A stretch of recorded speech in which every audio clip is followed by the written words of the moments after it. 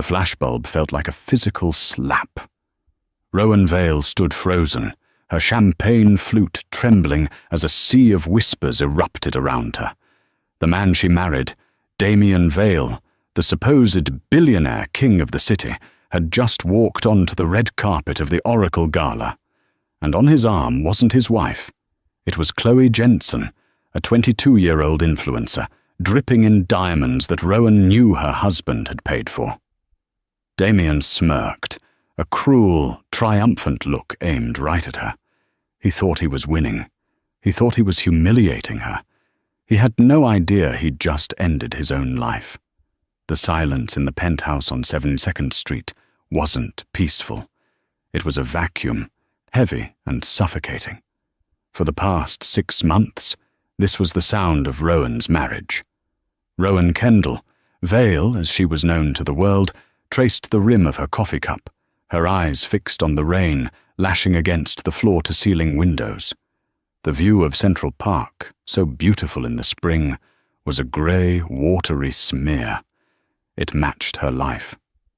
She had met Damian Vale 7 years ago. She'd been working, incognito, in the junior acquisitions department of a real estate fund called Vanguard. She was Rowan Kendall, the quiet, whip-smart analyst with a degree from Brown and a background she described as academic.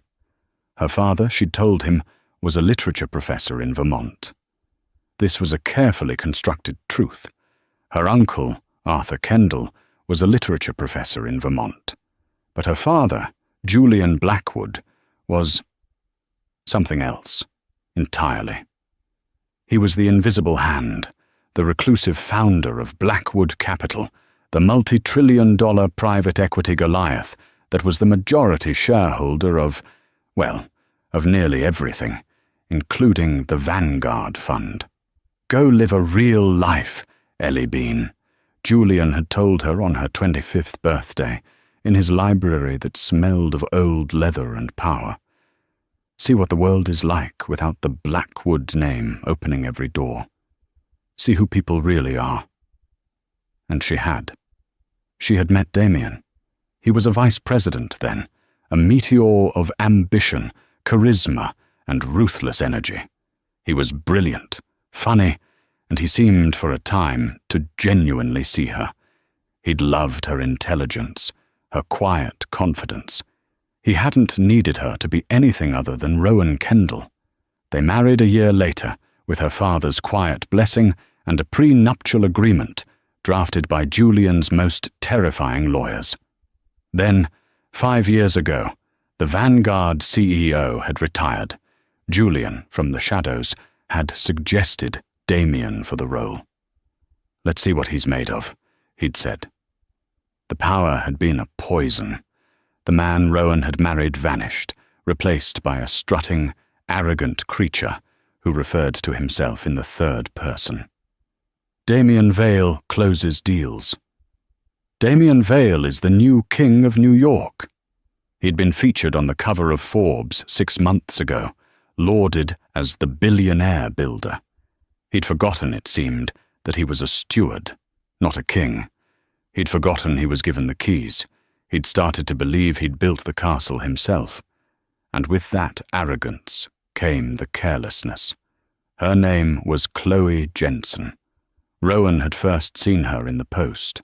Rowan had been at a cafe, and the headline on the front page screamed, "Vale's new Vanguard?" The photo was of Damian on a yacht in Miami, a yacht owned by Rowan's family trust, with his arm around a skeletal blonde. Chloe was wearing a bikini that seemed to be made of dental floss and a 15-carat diamond necklace Rowan recognized. It was the one Damian had given Rowan for their 3rd anniversary. The humiliation had been a physical, burning sickness. Now tonight was the Oracle Gala, the single most important social and financial event of the year. Damian, obsessed with his newfound celebrity, had been planning his triumphant arrival for weeks. He had left 3 hours ago, claiming a pre-gala strategy meeting. His last words to her, barked as he adjusted his Tom Ford cufflinks, were, "Rowan, The Oracle Gala is on Friday. Try to look presentable. Wear the blue dress. The blue dress. The one he'd bought her after closing the landmark Titan Tower deal, the deal that had supposedly cemented his billionaire status.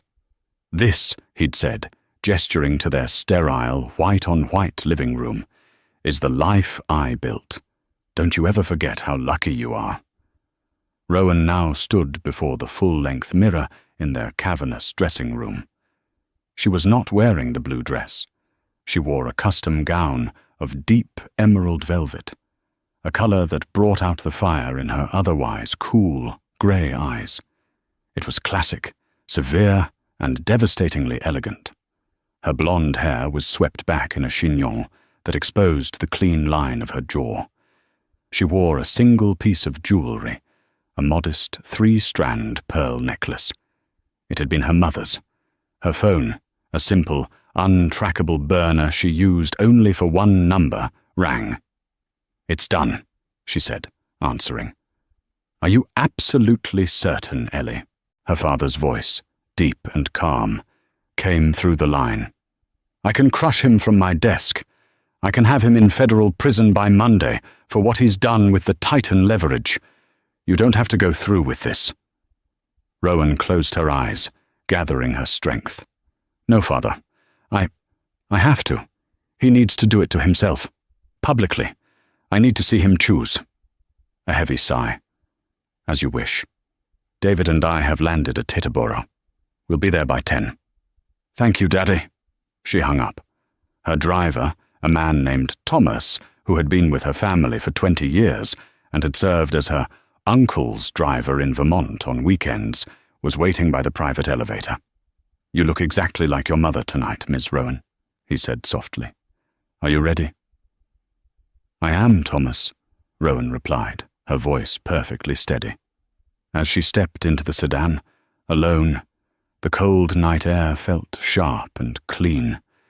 The humiliation was coming. She knew that. Damian had planned it. What Damian didn't know was that his plan, and his entire paper-thin empire, was about to burn to the ground. And Rowan wasn't the one holding the match. She was the one who had supplied the kerosene and built the pyre. The grand atrium of the Metropolis Museum was a cathedral of wealth. 3-story-high chandeliers glittered off a sea of diamonds, and the air hummed with the sound of 1,000 deals being brokered under the guise of philanthropy. Rowan arrived first, a deliberate move. She stepped out of the black sedan and onto the red carpet alone. The effect was immediate. The press, who had been expecting the Vales to arrive as a power couple, descended like sharks, a wall of flashing lights and shouted questions. "Rowan, where's Damian? Mrs. Vale, who are you wearing? Flying solo tonight, Rowan? Is the marriage in trouble, Rowan? Is it true about Chloe Jensen?" She smiled, a small, polite tilt of her lips. Her heart was a cold stone in her chest, but her voice was a smooth, practiced lie. "Damian had a last-minute meeting. You know how he is, always closing a deal. I'm sure he'll be here soon." She moved through the gauntlet with a poise that infuriated them, a ghost in emerald velvet. She refused to give them the blood they craved. She found her assigned table. Table 1, front and center, a testament to Damian's perceived power. It was already filling up. Michael Vance, a senior board member at Vanguard, and his wife, Clara, looked up as she approached. Michael, a man in his late 60s with a perpetually worried expression, nearly choked on his water. "Rowan," he stammered, rising. We were expecting. That is, Damian is running late," Rowan said smoothly, taking her seat. The other couples at the table, all VPs at Vanguard and their skeletal wives, exchanged nervous, guilty glances. They knew. Of course they knew. They'd been beneficiaries of Damian's new party lifestyle. "You look lovely, dear," Clara Vance offered, her voice tight with pity. "Thank you, Clara." Rowan accepted a glass of champagne from a waiter and took a delicate sip. And then she waited. She didn't have to wait long. A commotion at the entrance signaled his arrival. A fresh barrage of flashbulbs, brighter this time, a roar of noise, a murmur that grew into an audible gasp that rippled across the entire atrium. And there he was, Damian Vale, in a perfectly tailored Tom Ford tuxedo, his face flushed with triumph and champagne. And clinging to his arm, like a gaudy scarlet parasite, was Chloe Jensen. Chloe was a vulgar splash of red in a room of muted, expensive tones. Her dress was scarlet sequins, slit to the thigh, her chest aggressively displayed by structural tape. She looked less like a guest and more like an expensive party favor.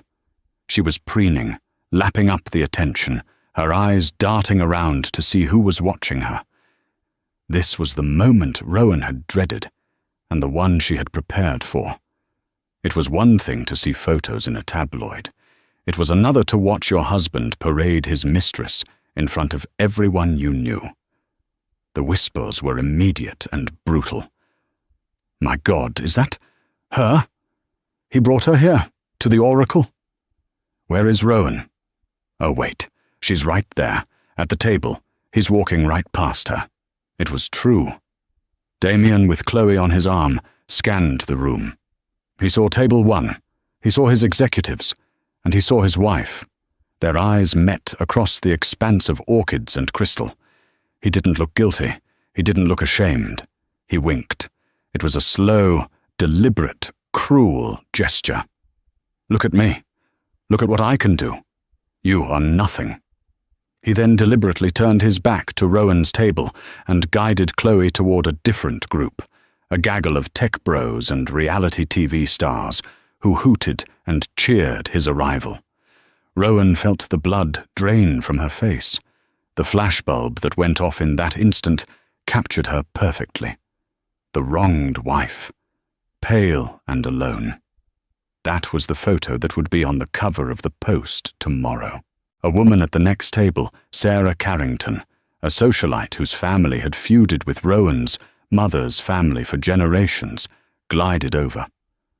"Rowan, darling," Sarah stage whispered, her voice dripping with venomous false sympathy. "What a brave face you're putting on. You're a vision in that green. So brave to come alone when your husband is, well, closing a deal." She smirked, mimicking the tabloid headlines. Rowan turned her cool grey eyes on the woman. "Better to be alone by choice, Sarah, than to be an accessory no one chose at all. Now, if you'll excuse me, I'm waiting for a guest." Sarah recoiled, her smile faltering, and slunk away. But the damage was done. The room was buzzing. Everyone was watching the triangle. Damian, laughing too loudly with his arm snaked around Chloe's surgically enhanced waist, Chloe, kissing him for the cameras, and Rowan, sitting alone at the CEO's table, a perfect statue of public humiliation. This, Rowan knew, was Damian's opening salvo. This was him trying to break her, to force her to run out in tears, to abdicate her position so Chloe could slide into it. Rowan took another delicate sip of her champagne. Her hand was perfectly steady. She would not run, she would not cry. She would simply wait, because the real guest of honor hadn't arrived yet. Damian Vale felt like a god. The air crackled around him. He'd done it. He'd finally ripped off the Band-Aid. His life for the past year had been a suffocating lie. Rowan, with her quiet judgments, her classic tastes, and her old money sensibilities. She was a ghost in his penthouse, a reminder of a life he'd been trying to transcend. She was boring. She was an anchor. Chloe, on the other hand, was life. She was raw, ambitious, and she adored him. She saw him for the king he was. She was a rocket. Walking in with Chloe on his arm was the single most liberating moment of his life. He saw the shock on the faces of the board members. He saw the envy in the eyes of the other men. And best of all, he saw the look on Rowan's face. That pale, frozen shock. It was perfect. He had finally broken her. "You've really done it, baby," Chloe whispered, her voice husky. She squeezed his arm, her long, red nails digging slightly into his jacket. "You're the most powerful man in this room. Everyone is terrified of you." "We're just getting started," Damian murmured back, kissing her temple. He spotted Michael Vance, lingering nervously by the raw bar, his face ashen. "Michael, get over here! Bring some of that caviar!" Damian boomed. Michael Vance shuffled over, his eyes flicking from Damian to Chloe, and then, guiltily, across the room to Rowan. "Damian," Michael said, his voice low and tight with panic. "What are you doing? This is a catastrophe. Rowan is sitting right over there. The investors, the representatives from Blackwood Capital, they're here tonight. This is a direct violation of the morality clause in your contract." Damian laughed, a short, barking sound. "The morality clause? Michael, are you kidding me? That's a fossil, a legal technicality. I am the contract. The Titan Tower deal, which I closed, just made our shareholders $1 billion. $1 billion, Michael. You think the ghosts at Blackwood give a damn about my date? They care about the bottom line. I am the bottom line. Damian, you don't understand," Michael pleaded. "This is reckless. It's suicide." "It's power, Michael," Damian hissed. "It's showing them I do what I want. Now, I want you to meet Chloe Jensen. She's the new face of our luxury properties division. She's going to be handling the new Miami developments." Michael looked at Chloe as if she were a viper. "A pleasure," he mumbled, refusing to take her offered hand. "He's cute," Chloe pouted as Michael scurried away, like a little, terrified garden gnome. "Don't worry about him, baby. Show me the real players." "He's irrelevant," Damian said, dismissing him. "They all are." His gaze drifted back to table 1. His table. She was still sitting there. Why wasn't she leaving? He'd expected tears, a scene, a dramatic exit, but she just sat there. It was unnerving. He decided to force the issue. This was his night, his room, his city. He would claim his throne. He strode over to table 1, dragging Chloe with him. The music seemed to quiet as he approached. The executives at the table froze, champagne glasses halfway to their lips. Rowan looked up at him, her expression as calm and unreadable as a frozen lake. "Rowan," he said, his voice loud enough for the surrounding tables to hear. "I was wondering if you'd have the dignity to leave. This is deeply embarrassing for you." "Is it?" she replied, her voice perfectly level. "I'm not the one who's embarrassing myself, Damian." Damian laughed. "It's over, Rowan. This charade of a marriage. I'm done." He reached into his jacket pocket. "I was going to have these served to you tomorrow, but this is so much more efficient." He threw a small, folded packet of legal documents onto the table. "Those are divorce papers. I'll have the locks on the penthouse changed on Monday. My lawyers at K&L reviewed the prenup. It's ironclad. You get the little house in Vermont your professor father owns, and a lump sum of $2 million. A pathetic pittance. I keep everything. I keep the penthouse, the cars, the company. I keep my life. This is my night. This is my city." Rowan looked at the papers, then back at him. A tiny, curious smile played on her lips. "The penthouse?" she asked, her voice light. "Damian, you lease the penthouse." A flicker of confusion crossed his face. "What are you talking about? The company pays for it." "Exactly," she said. "And the prenup. You mean the one my lawyers drafted?" "The one my lawyers reviewed," he snapped. "It's ironclad. You get nothing." "I get what's mine, Damian," she said softly. "And you get, well, You're about to find out exactly what you've built." "What does that mean?" he sneered. "Are you going to have your nobody father in Vermont write a strongly worded letter? Is Professor Arthur going to bore me with Shakespeare?"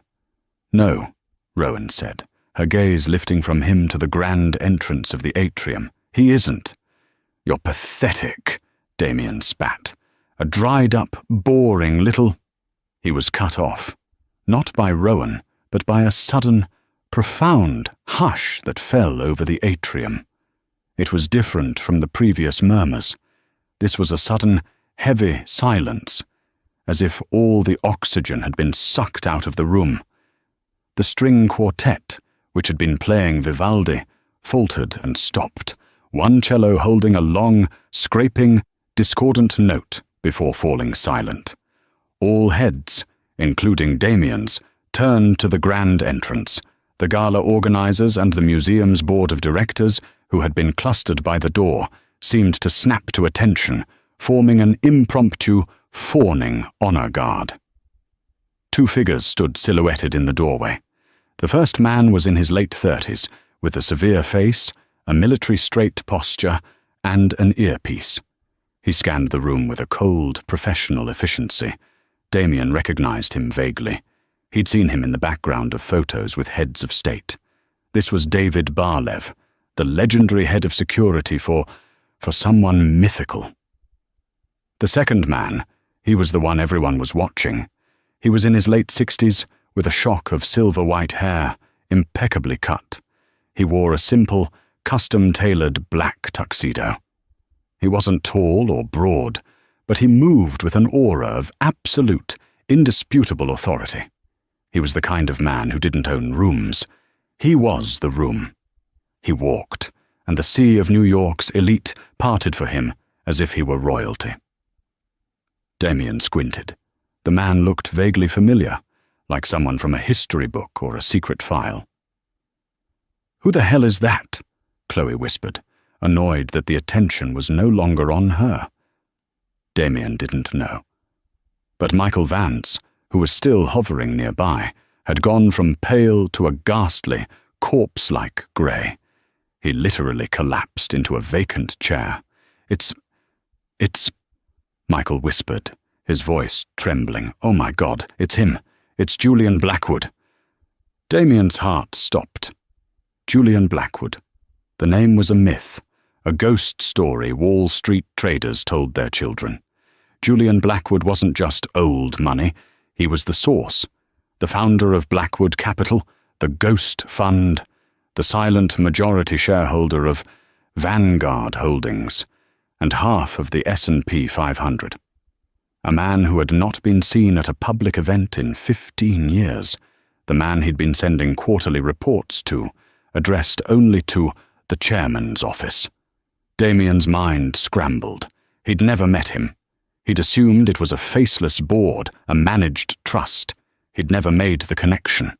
A surge of adrenaline, not fear, hit Damian. This was an opportunity. The real boss was here. This was his chance to cut out the middlemen like Vance, to introduce himself, to solidify his power. Julian Blackwood was walking. He ignored the gasping socialites. He walked past the mayor, offering only a curt nod. He walked past a senator who looked like he was about to genuflect. He was walking directly to table 1. Damian straightened his tie, shoving the divorce papers back in his pocket, and plastered a sycophantic, brilliant smile on his face. He stepped forward, pushing Michael's chair out of the way and dragging Chloe with him.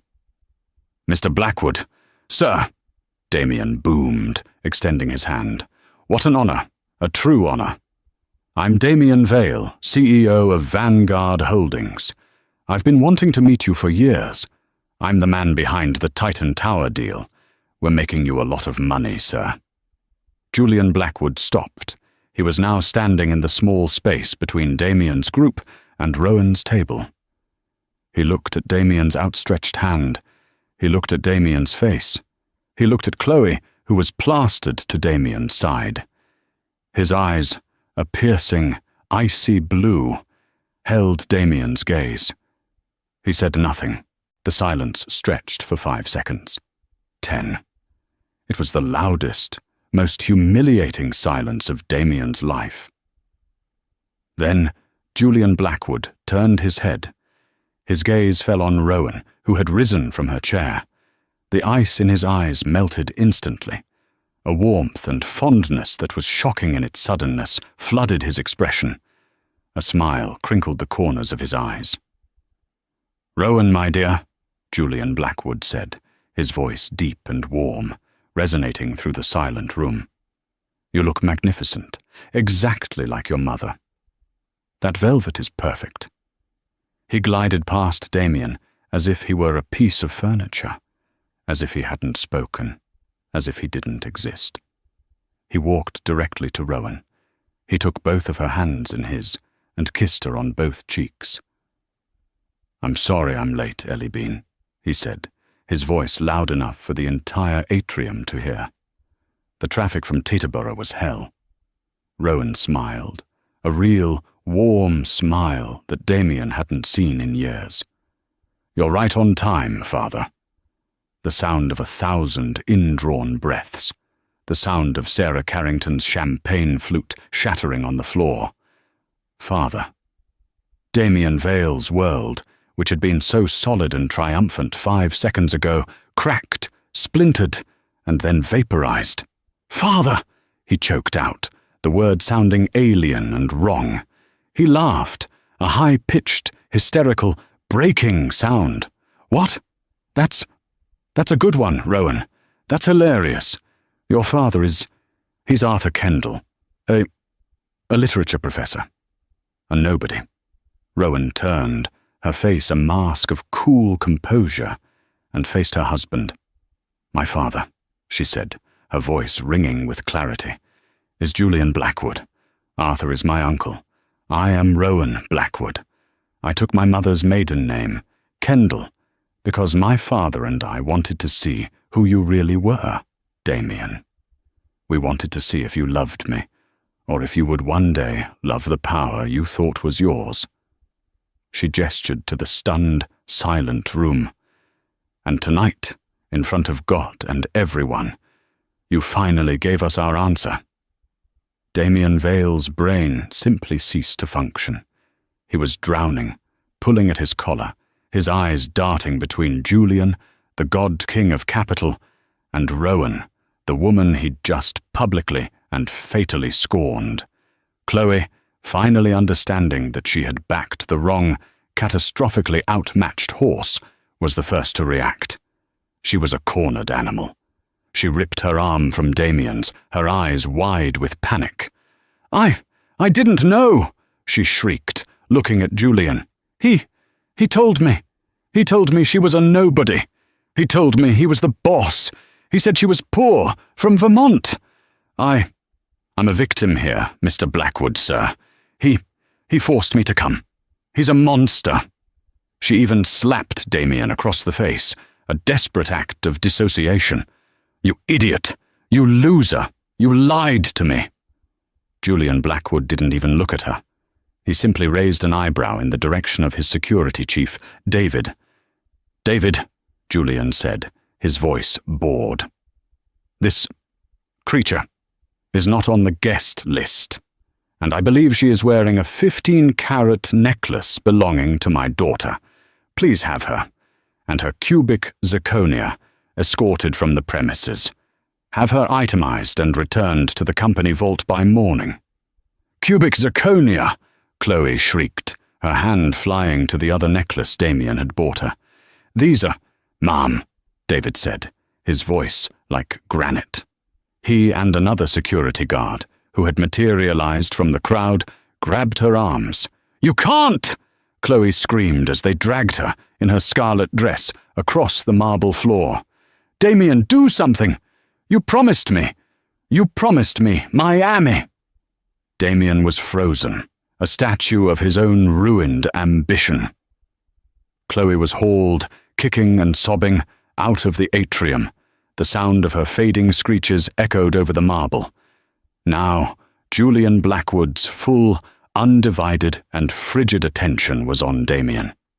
"So," Julian said, "you are the man who has been running one of my smaller companies, the man who has been sleeping in my daughter's home, the man who has been spending my money on that." "Mr. Blackwood." "Sir." "Julian," Damian stammered, holding his hands up. "This is a misunderstanding. A terrible, terrible misunderstanding. Rowan and we were having problems, yes, but this is just a what, Mr. Vale?" Julian pressed. "A mistake? You are 44 years old. You are the CEO of a multi-billion-dollar enterprise. We do not tolerate mistakes. We only tolerate results." "The results?" Damian latched onto the word, his last lifeline. "The results! Look at the Titan Tower deal. I closed it. I made this company a fortune. I built that. I made you $1 billion. "You," Julian said, taking one step closer as Damian instinctively took one step back. "Built nothing." Julian's voice snapped like a whip. "You were a steward, a glorified groundskeeper. You were given a company with zero debt, ordre-rated bonds, and the best assets in the world. And what did you do?" He looked around at Michael Vance, who was now weeping quietly into a napkin. "I'll tell you what he did. He took my stable assets and gambled them. The Titan Tower deal isn't a triumph, Mr. Vale. It's a bomb, a time bomb. You leveraged 3 of my most stable properties against derivative junk bonds to get a flashy headline in Forbes. You exposed Blackwood Capital to a $4 billion risk for your ego." The board approved," Damian whispered, his world dissolving. "The board you stacked with your sycophants?" Julian scoffed. "Damian, did you really think I wouldn't have my own man on the inside?" He nodded at Michael Vance. "Michael, stand up." Michael, trembling, stood. "Michael," Julian said, "has been reporting your every idiotic, egotistical, and borderline criminal move to me, weekly for the past 2 years. We were just waiting for you to violate the morality clause so we could fire you for cause and without a golden parachute, and Damian, you just handed it to us on a silver platter in front of the entire New York press." Damian looked at Michael, his eyes screaming betrayal. Michael just shook his head. "I tried to warn you, Damian. Tonight.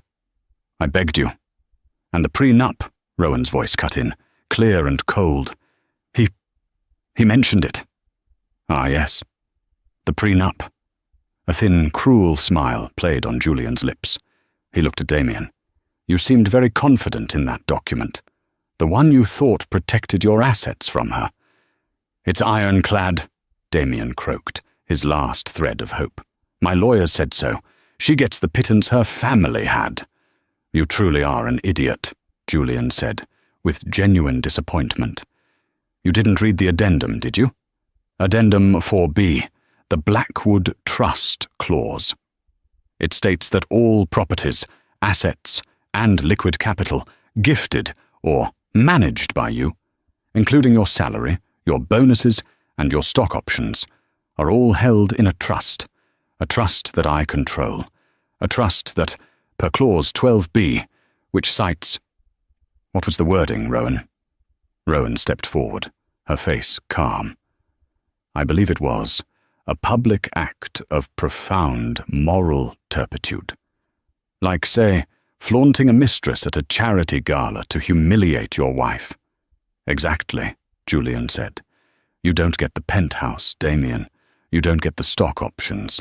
You don't even get the car. You get a taxi.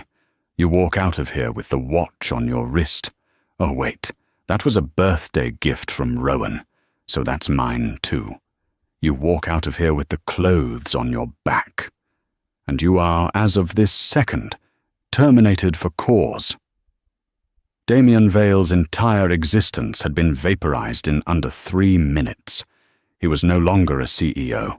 He was no longer a billionaire. He was no longer a husband. He was, as Julian had so precisely put it, nothing. His knees literally buckled. He grabbed the back of a chair to steady himself, his breath coming in ragged, ugly gasps. He looked at Rowan. His face was a mask of desperate, pleading confusion. He was looking for the woman he had dismissed, the quiet, mousy wife he'd controlled. He was looking for mercy. "Rowan," he whispered, the name a broken plea. "Ellie, please, don't. It was a mistake. I was stressed. The pressure of the deal. I love you. I've always loved you. She meant nothing. She was just fun. You're my wife." This was the moment. The entire room was watching her. Would she fold? Would she show the weakness he'd always accused her of? Rowan stepped forward, her emerald dress rustling. She stood directly in front of Damian, close enough to see the sweat beading on his forehead and the terror in his eyes. Her own grey eyes were not filled with hate or even anger. They were filled with a profound, cold pity. "You're right, Damian," she said, her voice soft but firm. "I am your wife, and I'm the woman who sat in that penthouse for a year, watching you become this caricature from a Forbes magazine. I'm the woman who read the credit card bills for Chloe's business trips to St. Bart's." She continued, her voice rising slightly, but never losing its steely control. "I'm the woman who knew you were leveraging our future for your ego. I didn't love a man. I loved a projection. And the projection is over. You didn't just cheat on me, Damian. You cheated yourself. You had everything. You had the love of a woman who knew you were just a man, and you had the keys to an empire, and you threw it all away for this." She gestured to the scene of his humiliation. You bitch!" he finally roared, his terror replaced by a sudden, violent rage. "You set me up! This was all a trap!" He lunged, not at Julian, but at Rowan. It was a pathetic, last-ditch attempt to grab her, to use her as a shield, to wipe that calm, pitying look off her face. He never made it. David, Rowan's head of security, who had returned from his task, moved with a speed that was almost invisible. He didn't punch Damian. He didn't tackle him. He simply stepped in, grabbed Damian's lunging arm, and executed a perfect, brutal joint lock. A sickening snap echoed through the atrium, followed by Damian's high-pitched, unearthly scream of agony. He collapsed to the marble floor, cradling his now dislocated shoulder, sobbing, a broken, pathetic heap in a $10,000 tuxedo. "Get him out of my sight," Julian said with a sigh of disgust. David and the other guard picked Damian up by his good arm and his belt, his expensive shoes dragging pathetically on the floor, and hauled him away through a door marked "Staff." The media, cameras flashing, surged forward, capturing the billionaire's final, humiliating exit. The room was in stunned silence. The main event was over. Julian Blackwood turned to the horrified, fascinated crowd. He clapped his hands together once. "My apologies for the aggressive restructuring," he said, his good humor seemingly restored. "A small infestation that needed clearing out. Please, continue enjoying your evening." He then walked to the small stage at the front of the room, taking the microphone from the shocked MC. "Good evening," he said, his voice booming over the speakers. "For those of you who don't know me, my name is Julian Blackwood. I am the owner." Laughter, nervous and relieved, rippled through the room. "I am generally a silent partner," he continued. "I believe in letting good people do good work, but it has become clear that Vanguard Holdings has been suffering from a profound lack of leadership, a moral and financial rot that ends tonight. The Vanguard Board, all of Mr. Vale's appointments, is hereby dissolved." He let that sink in. "But," he said, A new era requires new leadership. Someone with integrity. Someone with vision. Someone who understands that true power isn't about headlines. It's about stability. It's about building things that last. He smiled and held out his hand. It is my profound honor to announce the new head of the Blackwood Capital North American Real Estate Division. My daughter, Rowan Blackwood. Another gasp. This was the real twist. She wasn't just the heiress. She was the successor. Rowan, poised and calm, walked to the stage. She took the microphone from her father, her hand not trembling in the slightest. She looked out at the sea of faces, the people who, 30 minutes ago, had pitied her. "Thank you, Father," she said. Her voice was strong. "Vanguard Holdings will be reabsorbed into the Central Blackwood Fund. My first act will be a full, transparent audit. We will find every dollar Mr. Vale and his associates misplaced, and we will be clawing back every bonus from the last 2 years associated with the Titan deal." She looked directly into the main camera of the press pool. "To our investors, I say this. The era of reckless gambling is over. The era of integrity has begun. We are back to building." The room exploded in applause. Not just polite applause, but a genuine, thunderous roar of approval. They hadn't just witnessed a takedown. They had witnessed a coronation. 1 year later, the corner office on the 80th floor of the Blackwood building, the real center of power, was unrecognizable. Damian's regime had been one of dark, heavy mahogany, of leather-bound books he'd never read, of ominous, heavy drapes kept partially drawn as if to suggest perpetual, shadowy conspiracy. It had been a tomb, a stage set for a man playing a role. Rowan's office was the antithesis. It was a place of light. The walls were a clean, warm white, accented with modern art by living female artists she admired.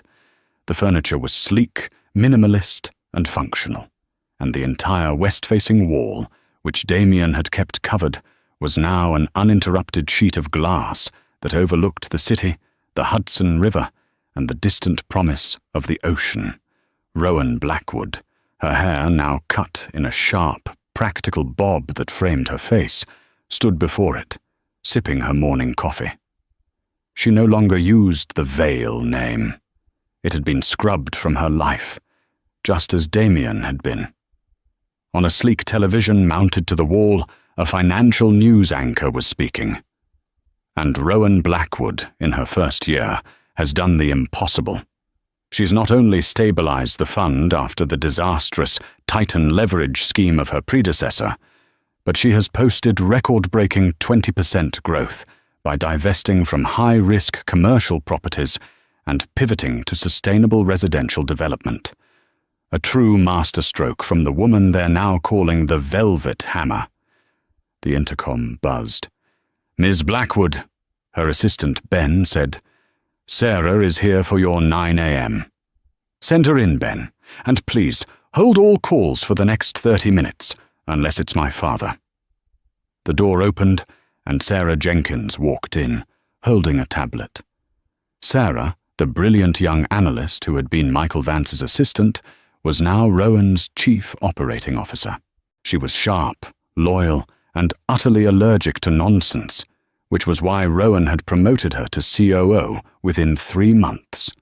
"Morning, Rowan," Sarah said, forgoing the ma'am for the professional intimacy they shared. "The Q3 numbers are finalized. We're not just up 20%. We're up 22.5%. The Shanghai-based investors are ecstatic.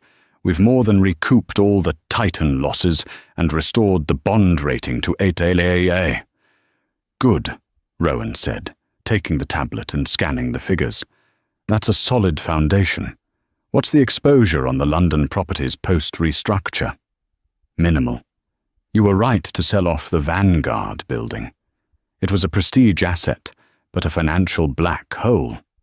Damian only bought it because it had his name on it." "A monument to ego," Rowan murmured. "And we sold it to our biggest competitor for a 10% premium. Let them deal with the upkeep." She handed the tablet back. "Excellent work, Sarah. You and your team have been phenomenal." "We just follow your lead," Sarah said. She gestured to the muted television. "Though I have to say, the Velvet Hammer is a bit much, don't you think?" Rowan sighed, a rare glimpse of weariness. "The press needs a narrative, Sarah. They're men.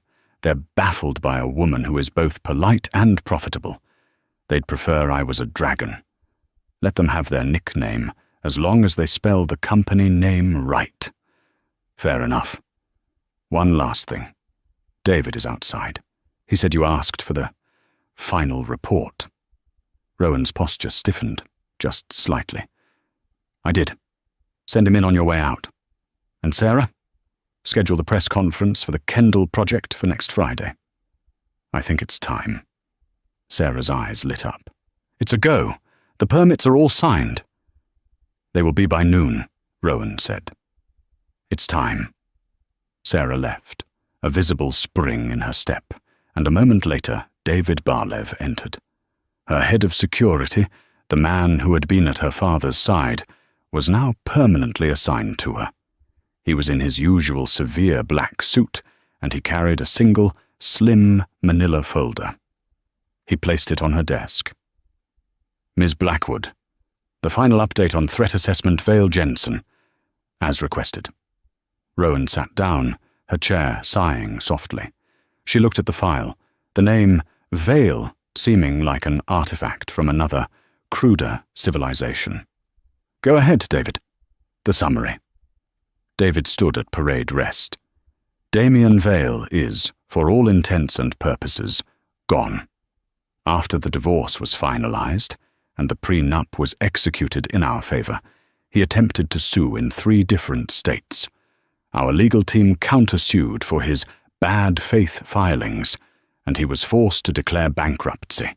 His subsequent attempts to sell his story to tabloids were blocked by the NDAs in his original CEO contract, which we enforced. He was professionally disbarred from practicing in the financial sector due to the moral turpitude clause. He is, as of this report, a junior regional manager at a mid-level home insurance company in Dayton, Ohio. He has changed his last name to Miller. He's being sued by 2 different women in Ohio for fraud and outstanding personal debts. David slid a single grainy photograph from the file. It showed a man, 20 pounds heavier, his hair thinning rapidly, getting into a beat-up Ford Fiesta in a grey, slushy parking lot. Rowan looked at the photo. She was not looking for Damian, the monster who had humiliated her. She was looking, one last time, for Dami, the man she had met in the acquisitions department, the man who had made her laugh, the man she had married. He wasn't there. It was just a stranger, a pathetic, broken man in a cheap suit. "And Ms. Jensen?" Rowan asked, her voice flat. Also neutralized, her attempt to launch a tell-all podcast was met by our legal team, who provided the IRS with satellite photos of her accepting cash payments from a rival developer and copies of her faked tax returns. She is currently buried in a federal audit and was last seen bartending at a dive bar in Miami-Dade. "Thank you, David. That will be all." David nodded, turned, and left the office. Rowan was alone again. She picked up the photo of Damian Miller. She had expected to feel something. Satisfaction, anger, even pity. She felt nothing. It was the profound, echoing absence of feeling. It was the feeling of a long, agonizing fever finally breaking. The war was over. The enemy wasn't just defeated, he had been erased. She picked up the file and the photo, walked over to the heavy-duty shredder by her desk, and fed them in. The machine whined, a satisfying final sound. He was literally disposed of. The intercom buzzed again. "Miss Blackwood, it's your father, on the line from the Aegean." Rowan smiled, the first genuine smile of the day, and picked up the receiver. "I thought you were supposed to be retired, Dad." "Retirement is boring," Julian's voice crackled, the sound of wind and sea spray in the background. "I'm on the Albatross, halfway to Rhodes. Just wanted to tell you I'm looking at the Q3 numbers. I have to say I'm impressed. You're better at this than I ever was." "I had a good teacher," Rowan said, looking out at her city. "You had a good spirit," Julian corrected. "I just taught you how to weaponize it. Selling the Vanguard building was a gutsy move. Gutsy, I was sentimental about it. Damian loved that gaudy thing. You saw it for what it was, a liability.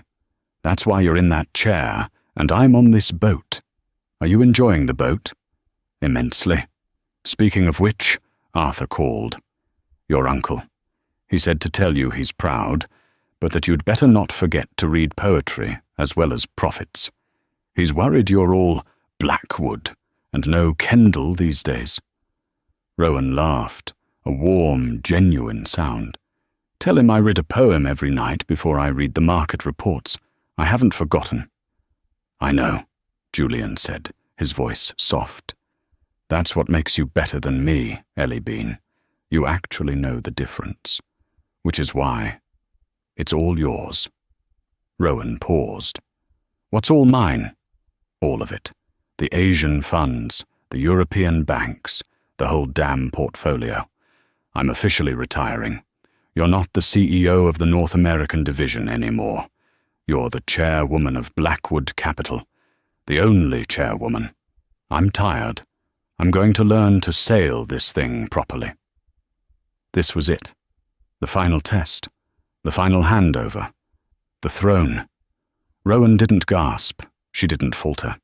She just watched a plane take off from JFK in the far distance, a silver glint in the sun.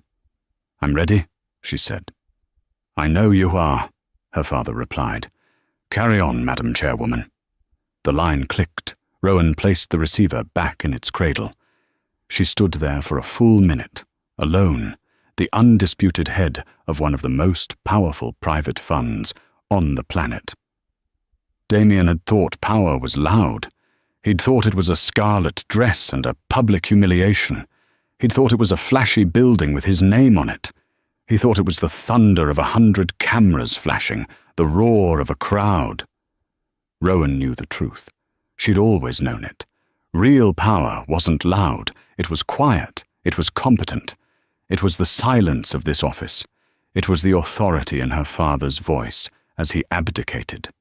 It was the weight of the ocean, not the crash of the waves. She buzzed her assistant. "Ben, ask Sarah to come back in, and have her bring the Kendall blueprints." A minute later, Sarah was back, unrolling a massive set of architectural plans across Rowan's conference table. It wasn't a tower. It wasn't a monument. It was a community. 5 square blocks in a neglected part of Brooklyn, redesigned from the ground up. Sustainable, green-roofed apartment buildings, half of them designated for low-income families and educators, a new public school, a park, a community center. This was the antithesis of the Titan Tower. It wasn't built on leverage and ego. It was built on profits and purpose. "It's beautiful," Sarah said, quietly.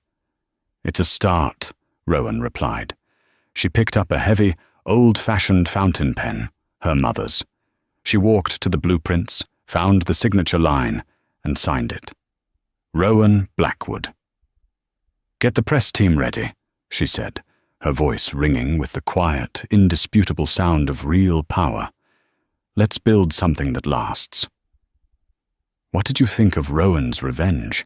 It just goes to show that the quietest person in the room is often the most powerful. Damian thought he was the king, but he was just a pawn in a game being played by a queen and her father, the true master. His arrogance and public betrayal led to the most public and most satisfying downfall we've seen in a long time. This story is a reminder to never underestimate anyone, and that karma, especially when backed by a multi-trillion-dollar fortune, always finds its mark. We spend a lot of time finding and crafting these incredible real-life dramas for you. If you loved Rowan's story, please show your support by hitting that like button. And if you want to make sure you never miss a story of satisfying revenge or dramatic twists, make sure you subscribe to the channel and ring that bell.